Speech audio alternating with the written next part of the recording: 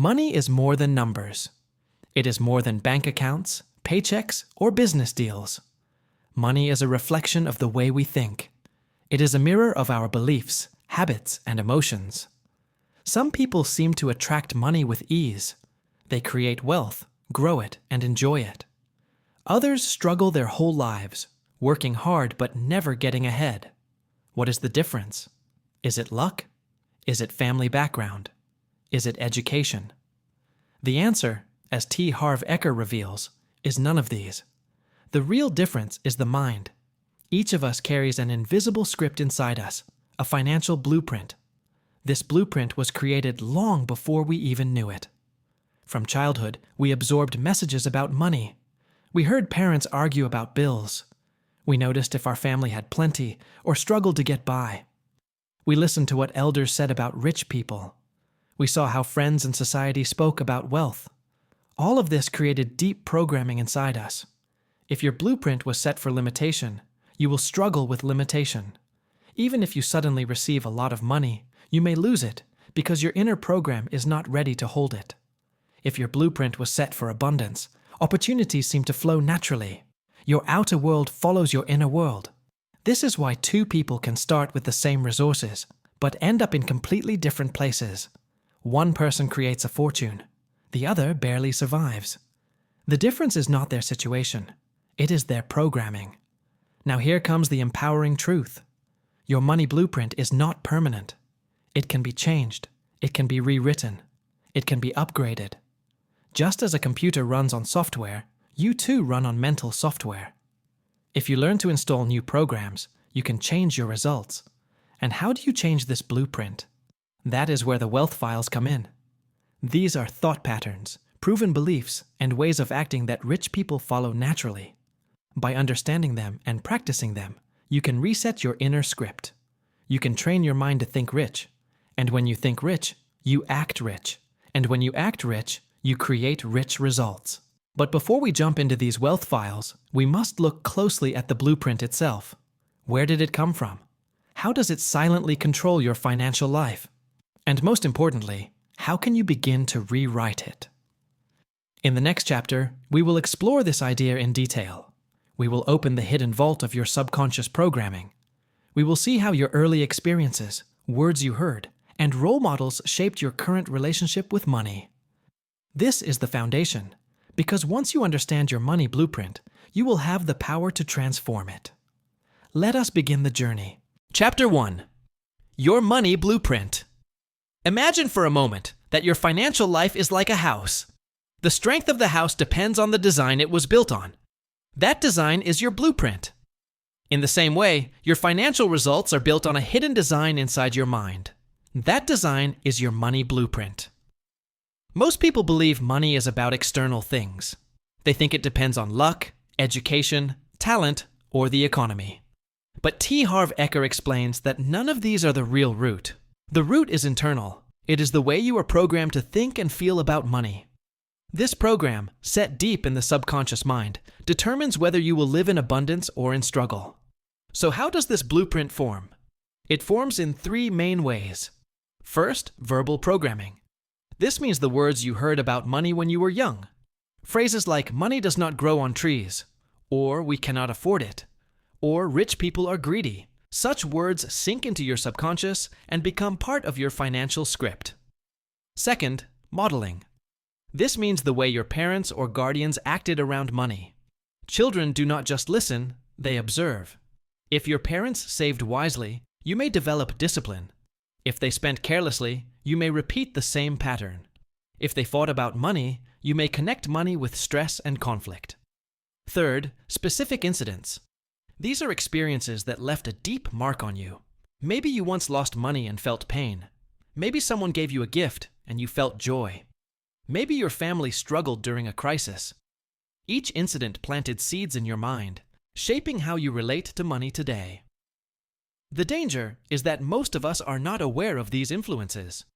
We believe we are making independent choices. But in reality, we are replaying old programs again and again. If your blueprint is set for small success, no matter how hard you work, you will stay within that limit. If your blueprint is set for wealth, you will find ways to create and hold abundance. Think about lottery winners. Many people who suddenly win millions lose it all within a few years. Why? Because their outer wealth grew bigger than their inner blueprint. They were not mentally programmed to manage that level of money, so they unconsciously returned to their old financial set point. On the other hand, notice wealthy people who lose everything but rebuild their fortune within a short time. Their blueprint for abundance pulls them back up. Here lies the empowering truth. Your blueprint is not fixed. You can reprogram it. You can replace limiting beliefs with empowering ones. You can stop repeating negative patterns and start building positive ones. But to do this, you must first become aware of what your current blueprint is. Ask yourself, what did I hear about money as a child? What did I see in my family? What experiences shaped my view of wealth? Awareness is the first step toward transformation. Once you recognize your existing blueprint, you can begin to change it. You can install new ways of thinking that match the mindset of the rich. These new mental programs are what Harv Eker calls the wealth files. Each wealth file is like a new line of code for your mind. By learning them and practicing them, you can reset your financial thermostat and create lasting success. So now that we understand the idea of the money blueprint, it is time to move forward.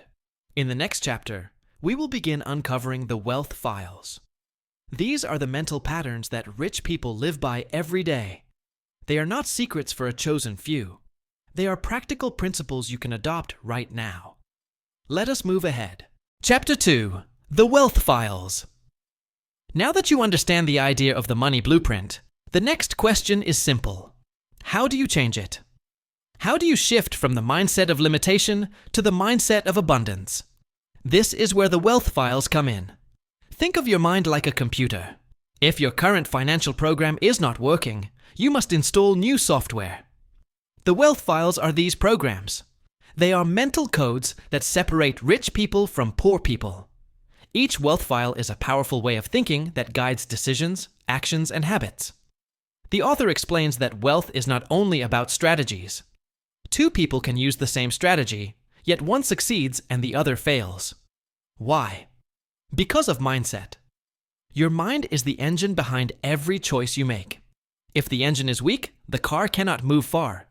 If the engine is strong, you can go anywhere. So what exactly are these wealth files?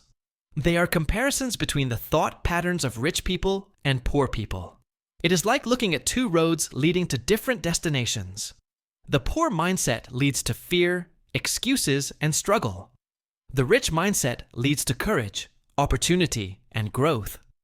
The moment you adopt the rich mindset, you step onto the road that leads to wealth. The author presents 17 wealth files. Each one reveals a specific difference. For example, how rich people take responsibility while poor people blame. How rich people focus on opportunities while poor people focus on obstacles. How rich people manage money carefully while poor people ignore it. Each wealth file is a practical shift that you can apply in your life immediately. But here is something important. Learning the wealth files is not about information only. It is about transformation. You must not just understand them. You must practice them until they become natural. That is how you reprogram your money blueprint. Reading these differences will not change you unless you decide to live them. The book emphasizes this again and again. It is not what you know that makes you rich. It is what you do with what you know. Knowledge without action is useless. Action based on the right mindset creates results. So as we step into the wealth files, think of them as keys. Each key opens a door to a higher level of financial success. 17 doors in total. And behind each door lies a principle that rich people live by every day. The journey through the wealth files will not just teach you about money. It will teach you about yourself. It will show you how fear, doubt, and small thinking have been holding you back. It will also show you how courage, focus, and vision can lift you forward. Now we begin with the first wealth file. Wealth File 1. Rich people believe I create my life. Poor people believe life happens to me. This is the very first wealth file, and it is not just a small lesson. It is the foundation of the Millionaire Mind. Harv Eker says that rich people think and act from a position of responsibility. They believe they are the creators of their destiny. They accept that their past choices, their mindset, and their actions have shaped their present life. On the other side, poor people often believe life is something that just happens to them. They see themselves as victims. They think circumstances, luck, government, economy, or other people decide their future. In short, they give away their power. The victim mindset shows up in 3 dangerous ways. First, blaming. Poor people blame others for their situation. They blame parents, society, bosses, or even the government. Rich people, however, take responsibility and say, "What can I do differently?" Second, justifying. Poor people often say, "Money is not that important." But if money is not important, why do they spend most of their life working for it? Rich people know money is important. It may not be everything, but it is a tool that gives freedom, comfort, and choice. Third, complaining. Poor people focus on problems and talk about them endlessly. Complaining is like garbage energy. It attracts negativity and pushes away wealth. Rich people focus on solutions and opportunities. Eker gives a powerful warning. Whatever you focus on expands. If you complain about problems, you will receive more problems. If you focus on opportunities, you will see more opportunities. This is not magic, it is psychology. The brain works like a filter. When you decide to see chances instead of obstacles, your mind notices doors that were always open. The difference between "I create my life" and "life happens to me" is the difference between empowerment and helplessness. Rich people may face difficulties, but they never stay in the victim zone for long. They ask themselves, "How am I creating this, and what can I learn from it?" This wealth file is like a mirror. It forces us to ask, am I blaming, justifying, or complaining? If yes, then we are pushing away wealth. If we choose responsibility, then we are stepping into the mindset of the rich. Let us imagine 2 people. Both lose their jobs. The first one complains, blames the company, and waits for luck.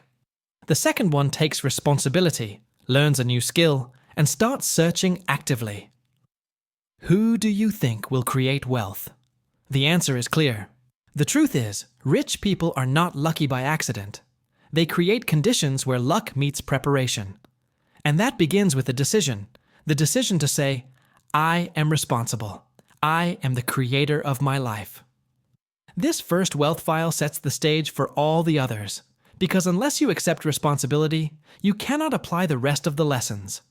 Responsibility is the key that unlocks every other door in this book.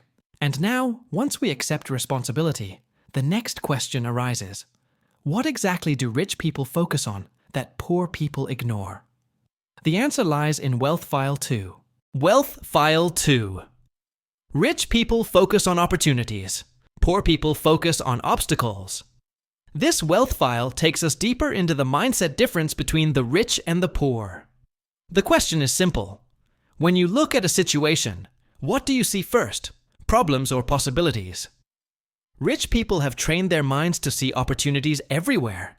They believe that every challenge hides a chance to grow richer, wiser, or stronger. They ask, where is the possibility here? How can I make this work? Poor people, on the other hand, zoom in on the risks. They worry about what could go wrong, why it might fail, or how difficult it will be. In other words, rich people see doors. Poor people see walls. Harv Eker explains that opportunities are like buses. There is always another one coming, but poor people miss the buses because they are too busy counting the potholes on the road. They hesitate, delay, and doubt. Rich people may not always catch the perfect bus, but they step on board and learn along the way. This mindset difference also shows in the way people handle fear. Everyone feels fear. The rich do not wait for fear to disappear. They move forward despite fear. They know that every risk carries a lesson, and sometimes that lesson is more valuable than the money itself. Poor people, however, let fear control them. They wait for a guarantee that never comes. And in waiting, they lose time, chances, and potential. Imagine two people given the same opportunity to start a small business. The poor mindset says, "What if I fail? What if I lose money? What if it does not work?" The rich mindset says, "What if I succeed? What if this is the step that changes my life? Even if I fail, I will learn and grow." The result is obvious. The one who acts has a chance to win. The one who doubts stays stuck. Rich people also understand the power of leverage. They look at opportunities and think, how can I maximize this? How can I multiply results with the least effort? Poor people, however, see the effort first and stop there. Another major difference is focus on rewards versus focus on risk. Rich people focus on the potential rewards, the big picture. Poor people obsess over small risks, and in doing so, they miss the bigger gain. This is why the rich are willing to invest, to take action, to try new things. They accept that mistakes may happen, but they trust that the rewards will outweigh them. Eker points out that this is not about being careless. Rich people do their homework. They prepare, research, and plan. But once they see a real opportunity, they act. Poor people, even after preparing, find endless reasons to delay. This wealth file is about building a habit of looking for possibilities, not problems. Opportunities exist everywhere, in markets, in technology, in human connections, in small everyday needs. But you only see them when your mind is tuned to ask, what can I create here? So here is the millionaire practice. Whenever faced with a situation, pause and ask yourself, am I focusing on the obstacle or am I looking for the opportunity? If it is the obstacle, shift your mind. Find even one possible benefit. That single shift can change your financial destiny. And now, once you begin to see opportunities, another question arises. How big are your dreams? How much are you willing to think, and how much space do you give yourself to grow? This takes us directly into Wealth File 3. Wealth File 3. Rich people are committed to being rich. Poor people just want to be rich. This wealth file is all about the difference between wishing and committing. It may sound like a small difference in words, but in reality, it creates two completely different lives. Poor people often say, I want to be rich. They dream about it, they imagine what they would do with the money, and they talk about it endlessly. But wanting is weak. Wanting means, it would be nice if it happened. There is no power, no action, and no responsibility in just wanting. Rich people, on the other hand, go beyond wanting. They make a clear decision. They declare, I am committed to becoming rich. I will do whatever it takes, for as long as it takes. This single commitment changes everything, because commitment means action. Commitment means sacrifice. Commitment means refusing to quit. Eker explains that the universe responds differently to people who are committed. When you are fully committed, you see paths you never saw before. Your energy shifts, your confidence grows, and people around you feel it too. Opportunities are drawn to you because you are ready to receive them. But when you are not committed, even the smallest challenge will stop you. Poor people want to be rich as long as it is easy, as long as it is comfortable, as long as it does not require too much change. The moment discomfort shows up, they step back. They think, maybe this is not for me. Maybe I will try later. But later never comes. Rich people know the road will not be easy. They accept the price. They understand that becoming wealthy may demand long hours, learning new skills, facing rejection, or stepping into unknown territory. But they stay committed because they know the result is worth it. Commitment also shows up in decision-making. Poor people take forever to decide. They doubt themselves, they ask 10 different people for advice, and they keep waiting for certainty. Rich people decide quickly. Once they know their direction, they move forward with strength. They trust themselves, and even if mistakes happen, they learn fast and keep going. Another important point Eker makes is about responsibility. Poor people often blame external factors. They blame the government, the economy, their family, or their boss. They say, I could be rich if only things were different. But rich people take full responsibility. They say, I will find a way, no matter what the outside world looks like. This responsibility fuels their commitment. Think of it like relationships. Wanting to be in love is different from committing to love someone. Wanting is fragile. Commitment is powerful. The same applies to wealth. So here is the millionaire practice. Ask yourself honestly, am I just wishing for wealth, or am I truly committed? If you are committed, your actions will prove it. You will invest time in learning. You will create plans and follow them. You will keep going even when obstacles appear. And once you are committed, the next question becomes, how big are you willing to think?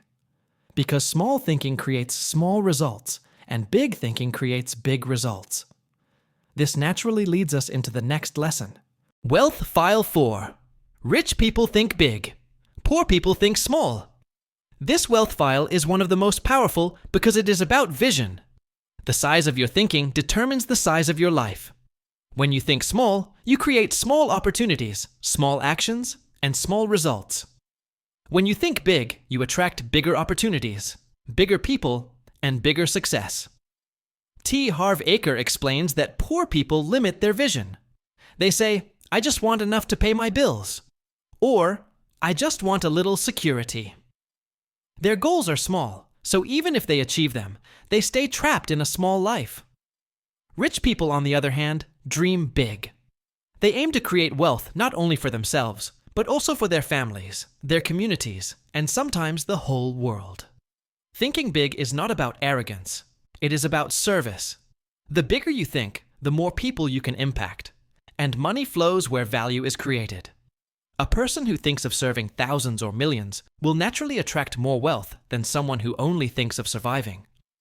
Eker points out that many people avoid thinking big because of fear. They worry, what if I fail? What if people laugh at me? What if I do not deserve it? These doubts shrink their vision. Rich people still feel fear, but they do not let it decide their goals. They dare to imagine a future beyond their current limits. Another difference is comfort zones. Poor people think within their comfort zone. They choose goals that feel safe, manageable, and familiar. Rich people stretch their comfort zones. They think of possibilities that may seem impossible right now. They believe growth comes from expansion, not safety. An example can be seen in business. A poor mindset says, I will open a small shop and hope it survives. A rich mindset says, I will build a chain of stores and serve the whole city. The effort may be larger, but the reward multiplies. Thinking big forces creativity, leadership, and innovation. Eker also explains the law of attraction here. What you think about is what you attract. If you think small, you attract small opportunities. If you think big, bigger doors open. Your thoughts send a signal to the universe about the level of wealth and success you are ready for. One powerful exercise is to ask yourself, if I knew I could not fail, how big would I think? This question frees you from fear and shows the true size of your dreams. Rich people do not limit themselves to money alone. They think big in health, in relationships, in contribution, and in personal growth.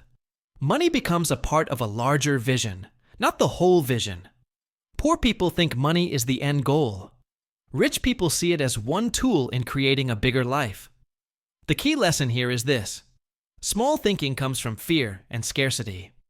Big thinking comes from confidence and abundance. When you think big, you inspire others. People want to join your vision, support you, and invest in you. So here is the millionaire practice. Double your goals. If your aim is to earn a certain amount, imagine doubling it.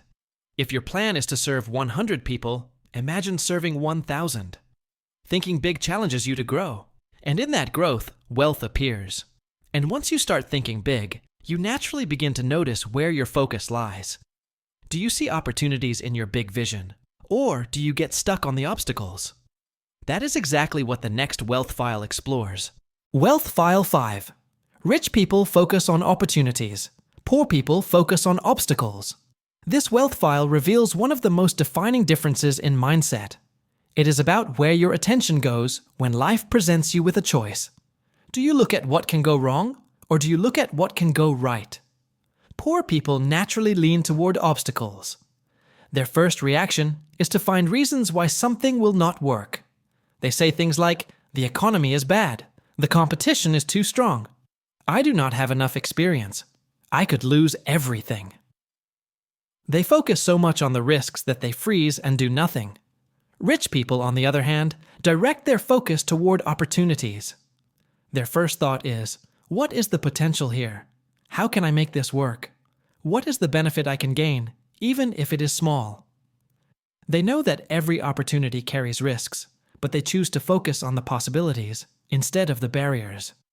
Eker explains that what you focus on expands. If you focus on obstacles, your mind becomes full of doubt, fear, and excuses. You will find endless reasons to quit before you even start. But if you focus on opportunities, your mind opens up. You begin to see creative solutions, hidden pathways, and supportive people who can help you succeed. Think of two people looking at the same business idea. The poor mindset says, "This will not work because I have no capital." The rich mindset says, "This could work. How can I find capital? Who could I partner with? What low-cost version can I start today?" Same idea. Two different focuses, two completely different outcomes. Eker also reminds us that rich people are not blind to obstacles. They see them, but they do not let those obstacles dominate their thinking. Instead, they acknowledge the challenge and then shift quickly to asking, "How do I overcome this?" For them, obstacles are simply problems waiting for solutions. Poor people, by contrast, allow obstacles to become permanent roadblocks. They tell themselves stories like, "I cannot because," and these stories become their reality. This wealth file also connects deeply to confidence. Rich people believe in their ability to handle problems. That is why they can look past the obstacle and focus on the opportunity. Poor people doubt their own power. They think problems are bigger than they are. This doubt makes them blind to the possibilities in front of them. Another lesson here is about energy. Opportunity-focused people radiate positivity. Others feel drawn to them because everyone wants to be around possibility. Obstacle-focused people radiate negativity. They drain energy, complain often, and push opportunities away without realizing it. So here is the millionaire practice. Whenever you face a challenge, notice your first thoughts. Are you focusing on why it cannot be done, or on how it could be done? Train yourself to shift quickly toward possibilities. Write down 3 potential opportunities in every difficult situation. This simple habit can rewire your financial destiny. And once you learn to focus on opportunities, something magical happens. You stop feeling resentment toward those who already succeeded. Instead of seeing them as competition, you start to see them as models, teachers, and sources of inspiration. That is exactly what the next wealth file teaches. Wealth File 6. Rich people admire other rich and successful people. Poor people resent rich and successful people. This wealth file dives into an uncomfortable truth. Many people secretly resent the rich. They criticize them, gossip about them, and even celebrate when a wealthy person fails. This resentment is a major barrier to wealth, because you cannot become what you dislike. Harv Eker explains that energy flows where attention goes. If you hold negative feelings toward wealthy people, you are sending a signal to your mind that wealth is bad. And since your subconscious mind always wants to protect you, it will stop you from becoming rich, because deep down, you have linked wealth with something negative. Poor people often say things like, "The rich are greedy. The rich are dishonest. The rich take advantage of others."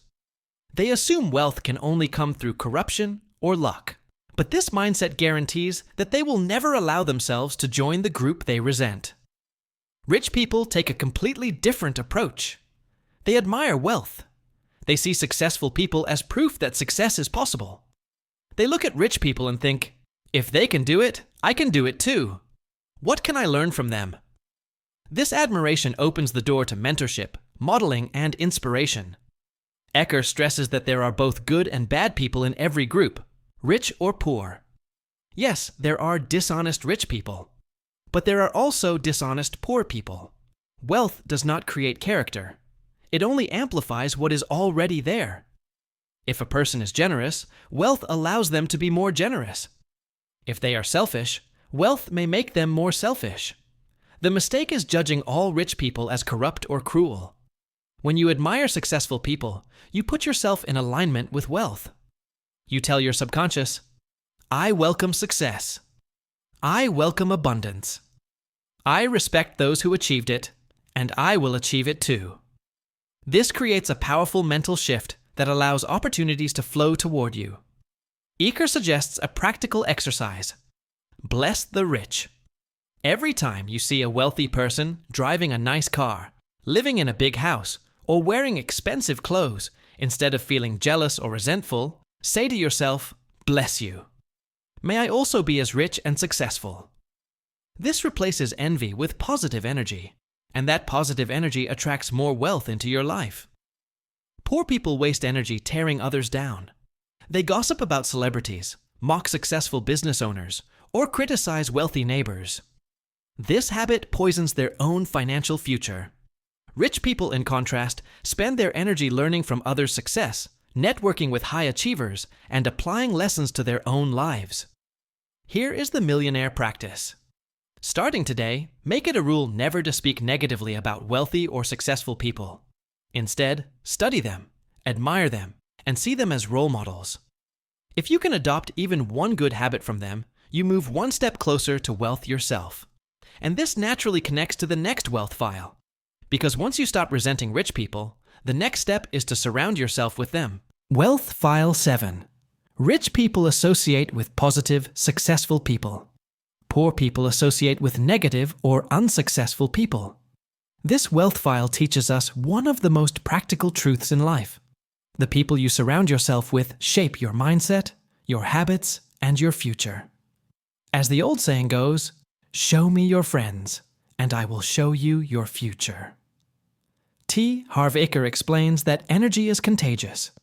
If you spend time with people who complain, blame others, and see only problems, you will naturally absorb their negativity.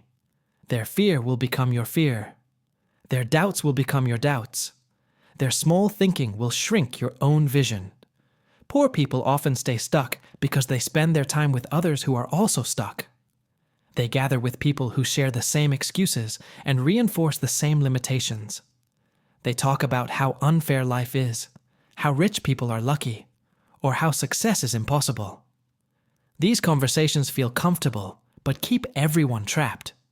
Rich people, on the other hand, make a conscious effort to associate with positive and successful people. They know that the people around them influence their beliefs, decisions, and actions. When you spend time with achievers, you start thinking like them. You absorb their confidence, their habits, and their way of solving problems. Eker highlights the principle of modeling. If you want to become rich, study people who are already rich. If you want to succeed in business, spend time with people who have built successful businesses. Success leaves clues, but you can only see those clues when you are close to successful people. This is why rich people invest in networking events, mastermind groups, and mentorships. They are willing to pay money just to be in the room with people who think bigger than them. They know that one conversation with the right person can change their entire future. Poor people sometimes call this fake or showing off. They say, why should I pay to meet people? But the truth is, being around successful people forces you to grow.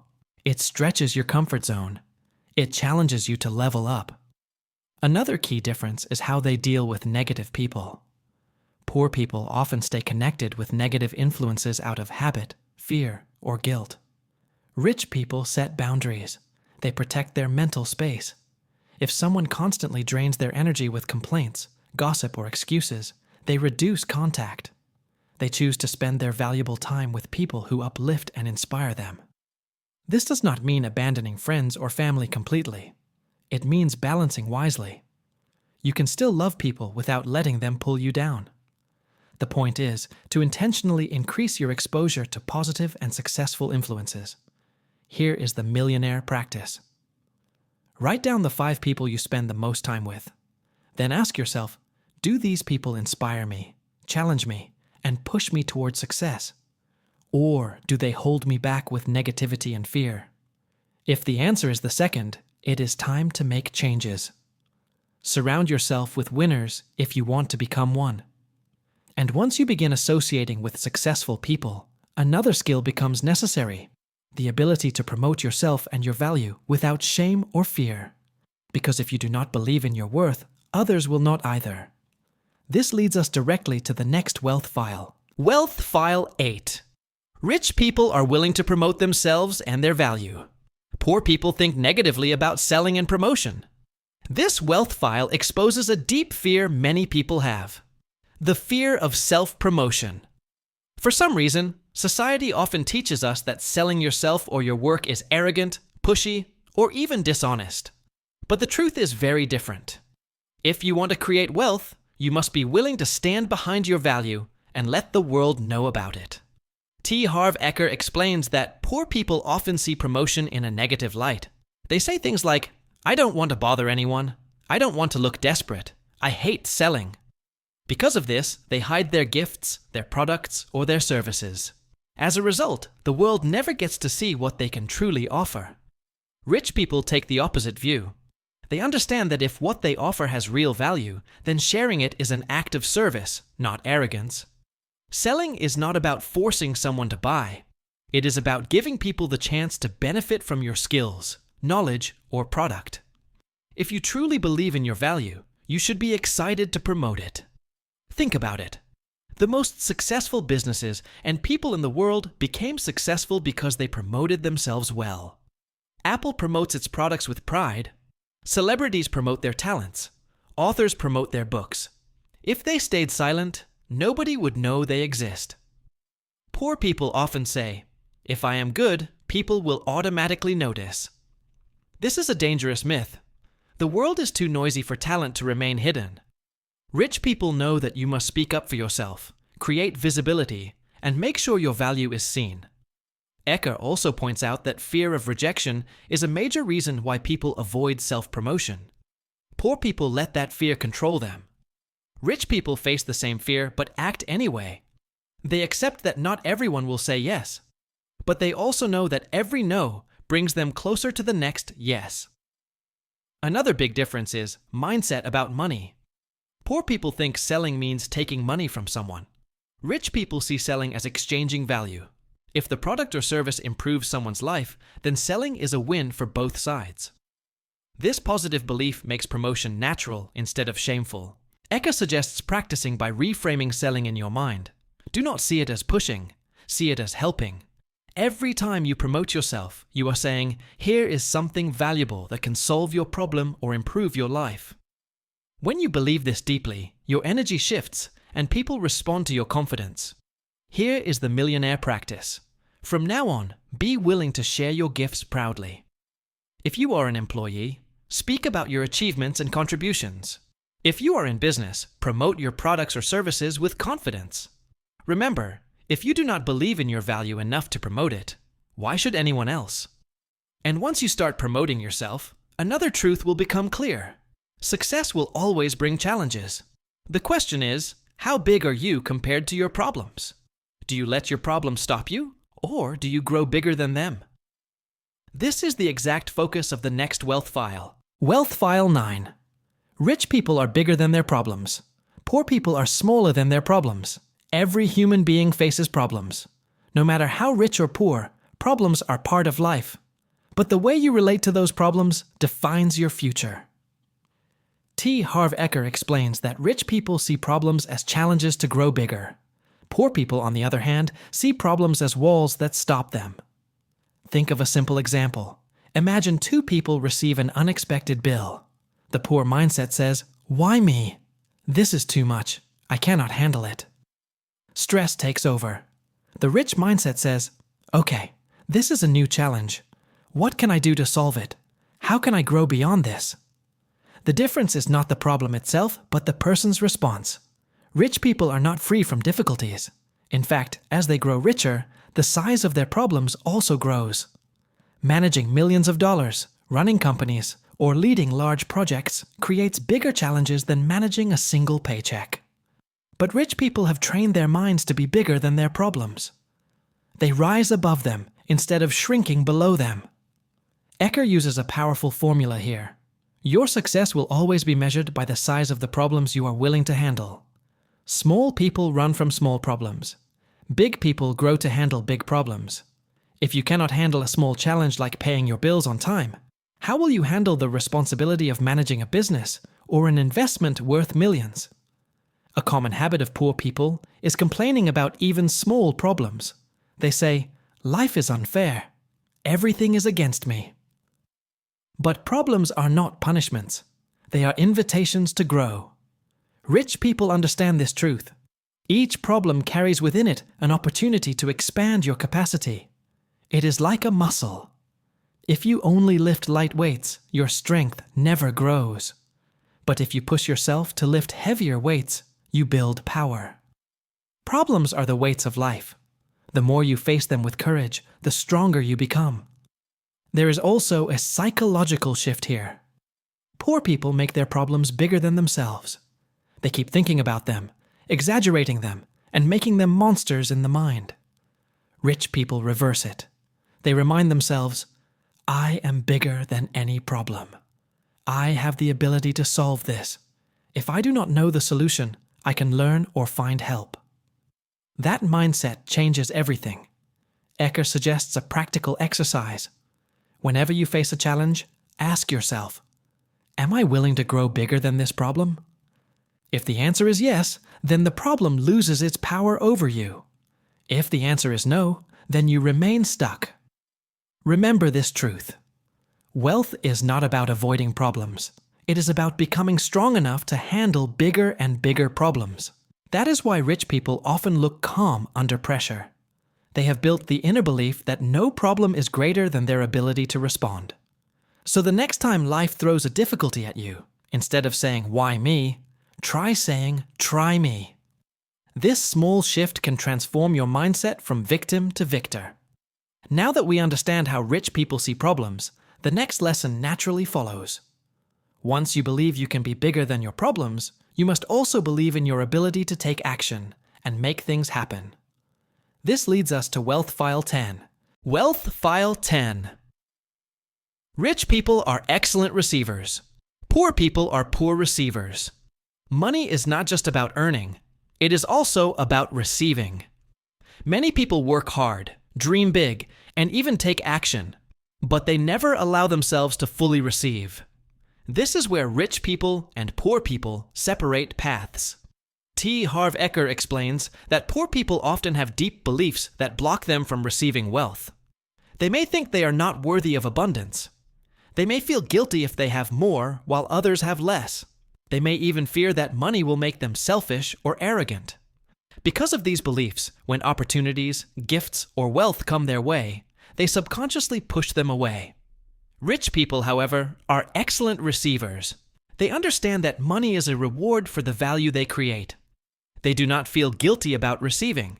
Instead, they feel grateful. They see receiving as a natural balance to giving. Just as inhaling is balanced with exhaling, giving is balanced with receiving. If you only try to give without receiving, you cut the flow of energy. Think about this. If someone gives you a compliment, how do you respond? Poor people often reject it. "Oh, it was nothing." Or they deflect it. "No, I am not that good." This behavior seems humble, but it actually blocks the flow of receiving. Rich people respond differently. They smile and say, "Thank you." They accept the compliment fully, without guilt. The same applies to money. If life offers an opportunity to earn more, poor people often think, "Do I deserve this? Is it fair? Maybe I should not." Rich people say, "Yes, I received this with gratitude, and I will use it wisely." Their openness allows wealth to flow into their lives. Eker also points out that many people are uncomfortable with being paid well. They set low prices for their work, accept underpaid jobs, or refuse bonuses because they feel undeserving. But money flows to those who are ready to receive it. Rich people know their value and are not afraid to receive the rewards that match it. There is also a spiritual angle. Many people believe that being spiritual means rejecting money. But in truth, money is simply a tool. It magnifies who you already are. If you are kind and generous, more money allows you to help more people. If you are fearful and greedy, money may magnify that too. But rejecting money does not make you more spiritual. Accepting money with gratitude and using it for good can be a spiritual act. Here is a practical exercise. Whenever you receive something, whether it is a compliment, a gift, or a payment, pause and say to yourself, "I am a great receiver. I welcome abundance into my life." This affirmation builds the habit of receiving openly. Rich people are excellent receivers, not because they are greedy, but because they understand that receiving is a key part of the wealth cycle. They are willing to allow abundance to flow into their lives, knowing they can then circulate it by investing, spending, and giving. So remember, if you want to grow rich, you must become a better receiver. Open your heart, open your hands, and allow the blessings of life to flow to you. And now comes the natural question. Once you learn to receive, how should you structure that receiving? Should you trade your time for money or create value that pays you for results? This brings us to Wealth File 11. Wealth File 11. Rich people choose to get paid based on results. Poor people choose to get paid based on time. One of the biggest differences between the rich and the poor lies in how they see money. Poor people think in terms of hours. Rich people think in terms of value. Harv Eker explains that poor people trade their time for money. They work in jobs where their pay is fixed by the hour, by the day, or by the month. No matter how much value they create, their income is limited to the time they spend. This creates a ceiling.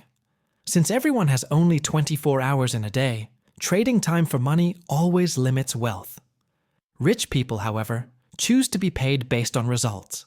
They focus on creating value that can be rewarded without limits. Entrepreneurs, investors, artists, and business owners are examples. They may spend the same 24 hours in a day, but the results of their work can reach millions of people, and their income grows according to the value created, not the time spent. Let us compare. A teacher earning by the hour may get a fixed salary. But if the same teacher creates an online course that thousands of students buy, the payment is based on results, not hours. A salesperson working for commission earns based on how many sales they close. A business owner earns from the profits of the company, not from the number of hours spent at the desk. Eker points out that poor people often choose safety over possibility. They prefer the certainty of a paycheck even if it is small. Rich people are willing to take calculated risks. They know that results may vary, but the potential upside is unlimited. This willingness to step into uncertainty opens the door to wealth. Another important point is leverage.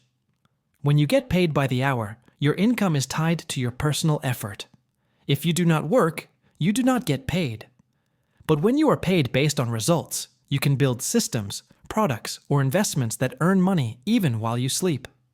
Rich people use leverage to multiply their results. Poor people stay stuck in the cycle of working harder and longer for slightly more pay. This does not mean you should quit your job overnight. Eker's message is about mindset. Even within a job, you can shift your focus from time to results. Negotiate performance bonuses. Create side projects. Build assets that generate income outside your job. The key is to move step by step from trading time to creating results. There is also a deeper psychological truth here. Poor people often feel safe being told what they are worth per hour. It removes responsibility. Rich people take responsibility for their results. They say, "I will decide how much value I create, and I will be rewarded accordingly." This mindset requires courage, but also creates freedom. Eker gives a reminder. If you want to be rich, you must be willing to step out of the comfort zone of fixed wages. You must take risks, build skills, and create value. The bigger the value you provide, the bigger your rewards can be. So next time you think about earning, ask yourself, am I trading my time, or am I getting paid for results? The answer will reveal your financial future. And this naturally leads us to the next secret. Once you step into the world of results and abundance, you will face choices. Do you choose one path or another? Rich people think differently here too. That takes us into Wealth File 12. Wealth File 12. Rich people think both. Poor people think either or. Life constantly presents us with choices. Should I focus on career or family? Should I enjoy life now or save for the future? Should I choose security or freedom? Most people, especially those with a poor mindset, think they must pick only one. They live with the belief of scarcity, the idea that there is not enough to go around. So every decision becomes either or. Rich people, however, play a different game. They think in terms of both. They ask, how can I have both success and happiness? How can I enjoy today and still secure tomorrow? How can I grow rich and also live with purpose? This way of thinking opens doors that poor thinking automatically closes. Harv Eker explains that the either-or mindset is rooted in limitation. Poor people believe resources are scarce, so if one person wins, another must lose. They think life is like a pie with fixed slices. If someone else gets a bigger piece, they fear their piece becomes smaller. But rich people understand that wealth is not a fixed pie. You can bake more pies. You can grow the pie bigger. In other words, abundance is expandable. Take money and happiness as an example. Poor people often say, money cannot buy happiness. This belief makes them choose one over the other. Rich people say, money gives me freedom and choices. With it, I can create happiness for myself and others. They do not separate the two. They find ways to integrate both. The same applies to career and family. Poor people think they must sacrifice one for the other. Rich people ask better questions. They look for solutions where they can have both. For example, they design businesses that allow flexible time or invest in systems that free them from constant work. Instead of sacrificing family for money, they use money to create more quality time with family. This principle extends into investing and spending too. Poor people think, either I save money or I enjoy life. Rich people think, how can I save and invest wisely while also enjoying my lifestyle? By managing money well, they achieve both goals. Eker suggests adopting the both mindset in daily language. Instead of saying, I cannot afford this, ask, how can I afford this while still saving for the future? Instead of saying, I must choose one dream, ask, how can I achieve both dreams, maybe in stages? This shift forces the brain to become creative and resourceful. The truth is, the mind shapes reality. If you believe only one path is possible, you block opportunities. If you believe both paths are possible, your brain finds ways to make it real. That is why rich people continue to expand, while poor people stay stuck. Thinking both also creates balance. Poor people often live in extremes, all work or all play, all saving or all spending. Rich people balance. They allow themselves to enjoy life while building wealth. This balanced approach keeps motivation alive and prevents burnout. So remember this law. Whenever you catch yourself thinking either or, pause and ask, how can I have both? It may not be immediate, but this question opens you to new possibilities. And now, once you begin thinking both, the next natural step is knowing what to focus on. Rich people put their attention on building their total net worth. Poor people only think about their working income. This brings us to Wealth File 13. Wealth File 13. Rich people focus on their net worth. Poor people focus on their working income. Most people believe that how much money you make every month decides whether you are rich or poor. But Harv Eker reveals that this is a shallow way of measuring wealth. True wealth is not about how much money you earn, but about how much money you keep, grow, and accumulate over time. That is why rich people focus on their net worth, while poor people obsess over their working income. Working income is the money you get for the work you do. It could be a salary, hourly wages, or freelance payments. Poor people measure their financial success only by this number. If their paycheck is bigger than their neighbors, they feel rich. But the truth is, no matter how high your working income, if you spend it all or mismanage it, your wealth remains zero. Net worth is different. It is the total value of everything you own after subtracting what you owe. This includes savings, investments, properties, businesses, and assets, minus any debts or loans. Rich people know that net worth is the real scoreboard of financial success. It tells you how financially secure you are, not just how much you bring in each month. For example, imagine two people. One earns a high salary of $10,000 a month, but spends everything on luxury and has no savings. Another earns $5,000 a month, but saves and invests wisely, building assets worth $500,000 over the years. The first person may look rich, but has zero net worth. The second person may look average, but is genuinely wealthy. Eker explains that net worth is built on 4 pillars. First is income, the money that comes in. Second is savings, the part you keep aside. Third is investments, where your money grows and multiplies. Fourth is simplification, the art of managing your lifestyle so that you do not spend more than necessary. Rich people pay attention to all 4 pillars. Poor people pay attention only to income. Another key difference is mindset. Poor people spend to look rich. They buy bigger cars, gadgets, or clothes to prove success. Rich people build net worth quietly. They reinvest their money, grow their assets, and let their net worth speak for them. They understand that money should not just pass through your hands, but should stay and grow with you. The beauty of focusing on net worth is that it creates freedom. High income may disappear if you lose your job, but a solid net worth gives you security for life. That is why rich people spend their energy on building long-term assets instead of chasing higher short-term salaries. Eker suggests a practical step. Regularly calculate your net worth. Add up all your assets, subtract all your liabilities, and write down the number. Do this every 3 months. This habit keeps your focus on the bigger picture, not just on the paycheck. So remember, income feeds you for today. Net worth secures you for a lifetime. The wealthy know this secret, and that is why they steadily grow richer while others struggle. And now comes the natural question. If building net worth is so important, how do you actually manage the money you earn so that it grows? That is the next lesson. In Wealth File 14. Wealth File 14. Rich people manage their money well. Poor people mismanage their money. Earning money is only half the battle. Keeping it, growing it, and making it work for you is where most people fail.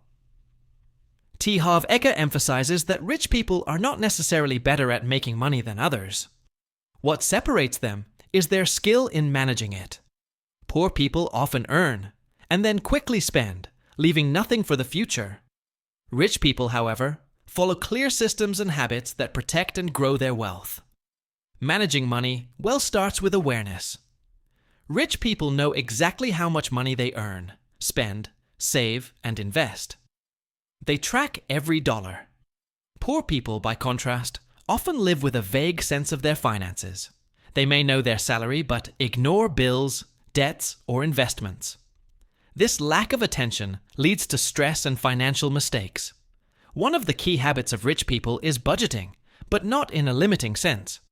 Eker suggests a system where your money is divided into different jars or accounts. Each portion serves a purpose: necessities, savings, investments, education, play, and giving. This system ensures that money flows efficiently and that you are always prepared for emergencies, opportunities, and growth. Poor people often have one account: spend all, save nothing, and hope for the best. Another important principle is discipline. Rich people delay instant gratification. They understand that small sacrifices today can lead to huge rewards tomorrow. Poor people often indulge in immediate pleasures, expensive gadgets, luxury items, or lifestyle upgrades, without thinking about long-term consequences. This habit keeps them stuck in a cycle of paycheck-to-paycheck living. Rich people also use their money strategically. They invest in assets that grow over time, like businesses, real estate, or stocks. They do not rely solely on their income. Poor people, however, may invest randomly or not at all, sometimes gambling or making decisions based on trends rather than careful planning. Managing money well is not about luck, it is about consistent and intelligent choices. Eker highlights a psychological element as well. Poor people may feel intimidated by money, avoid financial planning, or believe that managing money is complicated. Rich people, on the other hand, face money head-on. They learn financial literacy, seek advice when necessary, and take responsibility for every financial decision. This proactive mindset multiplies their wealth. The consequences are clear. Poor money management leads to stress, debt, and missed opportunities. Effective money management creates freedom, security, and exponential growth. It is a skill that anyone can learn, but it requires commitment, consistency, and courage. Finally, managing money well sets the stage for the next step, making money work for you.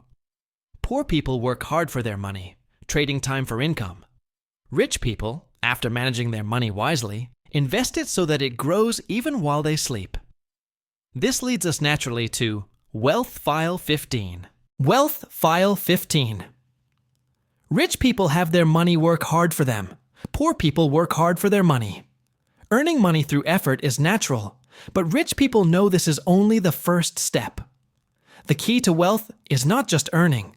It is making money work for you. Poor people spend their lives trading hours for dollars. They work long hours at jobs, hoping for promotions, raises, or bonuses.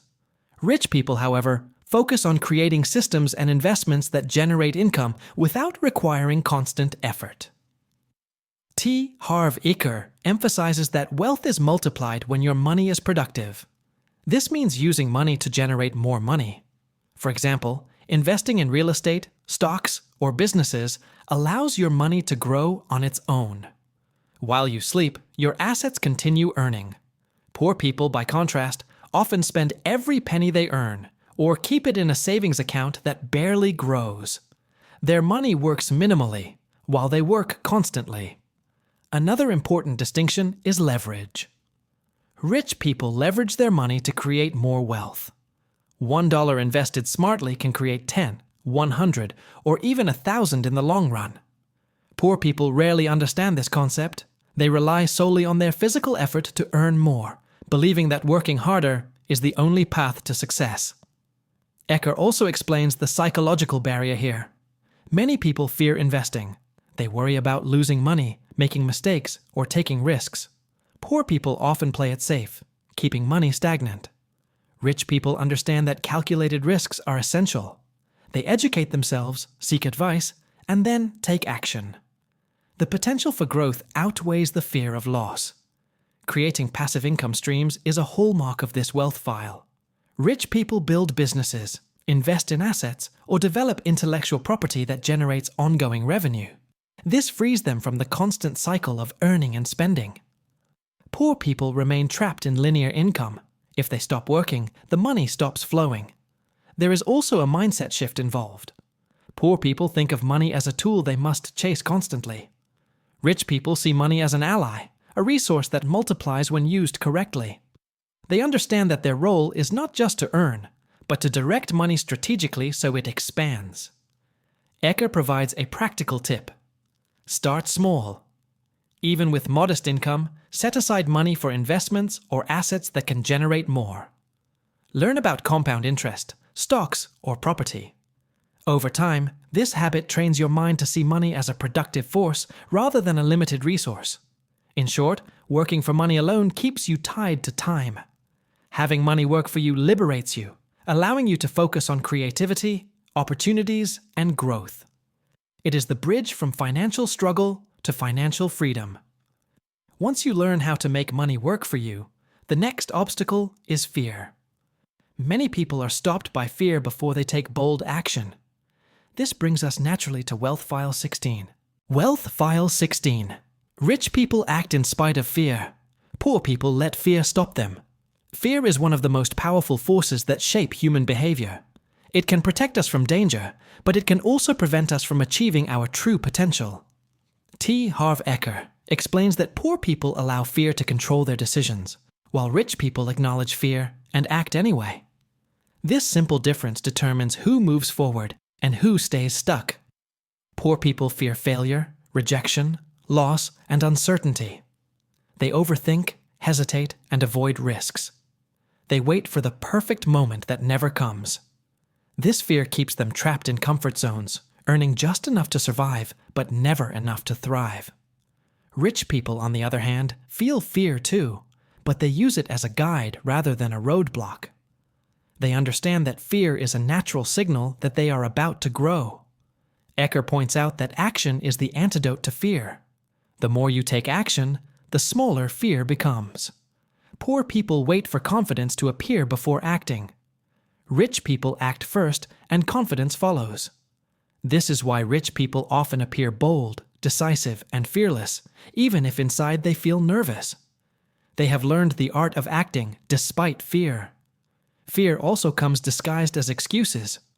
Poor people say, "I cannot start this business because I might fail," or "I cannot invest because the market is risky." Rich people flip this thinking. They ask, "What can I learn if I fail? How can I reduce risk and still take action?"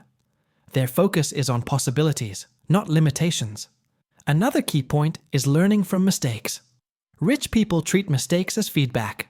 If an investment loses money or a business venture fails, they analyze, adjust, and try again. Poor people see mistakes as disasters, proof that they are incapable. This mindset keeps them frozen and afraid. Eker gives a practical tip. Take small actions every day in the areas that scare you. If fear tells you not to invest, start with a small amount. If fear stops you from networking, make one phone call. Over time, your ability to act despite fear grows, and fear loses its power over you. Rich people also understand that life rewards courage. The biggest opportunities often lie on the other side of fear. By stepping forward when others hesitate, they gain access to experiences, wealth, and relationships that poor people never see. Importantly, acting in spite of fear does not mean reckless behavior. Rich people calculate risks, educate themselves, and prepare as much as possible. They act boldly, but intelligently. Poor people often fail to act because they overanalyze or wait for perfect conditions. The habit of action creates momentum. Every step taken builds confidence and expands your capacity. Fear becomes less of a barrier and more of a compass pointing you toward growth. This principle is why some people move from ordinary to extraordinary wealth, while others remain stuck in mediocrity. Once fear is managed, the next step is growth. Rich people continuously learn and expand their skills and mindset. Poor people believe they already know enough. This leads us naturally to Wealth File 17. Wealth File 17. Rich people constantly learn and grow. Poor people think they already know. The final wealth file reveals a simple but powerful truth. Learning never stops. Rich people know that their greatest asset is not just money, it is themselves. They invest in personal growth, knowledge, and skills because they understand that the more they grow, the more they can earn and create value. Poor people, on the other hand, often believe they already know enough. They stop learning, stop improving, and as a result, their wealth and potential stagnate. Harv Eker emphasizes that the world is constantly changing. Markets, technologies, and opportunities evolve every day. Those who stop learning fall behind. Rich people embrace change. They read books, attend seminars, seek mentors, and experiment with new ideas. They understand that growth is a lifelong process, and the more they expand their knowledge, the bigger their results. Poor people often operate from comfort zones. They rely on habits learned in childhood or on advice from a few sources. They believe their education or experience is sufficient. This mindset creates limitations. Rich people, by contrast, adopt a growth mindset. They seek feedback, analyze failures, and continuously upgrade their thinking. They are never satisfied with staying the same. Learning also fuels confidence. When you grow your skills, you naturally become better at solving problems, spotting opportunities, and handling challenges. This confidence allows rich people to take bold actions, embrace risks, and recover quickly from setbacks. Poor people lack this growth and, as a result, often feel stuck, hesitant, and fearful of failure. Eker also highlights the importance of surrounding yourself with growth-oriented people. Rich people associate with mentors, peers, and teams who challenge them, inspire them, and share knowledge. Poor people often stay in circles that reinforce limiting beliefs, negativity, and stagnation. Learning is amplified when you are in an environment that encourages growth. Personal development is not limited to financial skills. Rich people grow emotionally, socially, and intellectually. They learn to manage stress, communicate effectively, and maintain balance in life. All of these skills contribute to building sustainable wealth because money flows more easily to those who can handle it wisely. A practical exercise Eker suggests is to dedicate time daily to learning. Read books, watch educational content, or engage in skill-building activities. Even 30 minutes a day compounds over time, just like financial investments. The mind grows richer and opportunities expand. The essence of this wealth file is clear. Growth is a habit, and wealth is a byproduct. The more you learn and improve, the more your capacity to earn, create, and receive wealth multiplies. Poor people stop learning and limit their potential. Rich people keep growing, and their wealth grows along with them. Thank you for staying till the end. If you found value in this summary and want more insights that can change the way you think about money, success, and life, then do one simple thing. Hit that subscribe button right now. By subscribing, you'll never miss future summaries, powerful lessons, and strategies designed to help you grow. Remember, knowledge is potential power, but applied knowledge creates results. So subscribe, keep learning, and keep moving toward the wealth and freedom you deserve.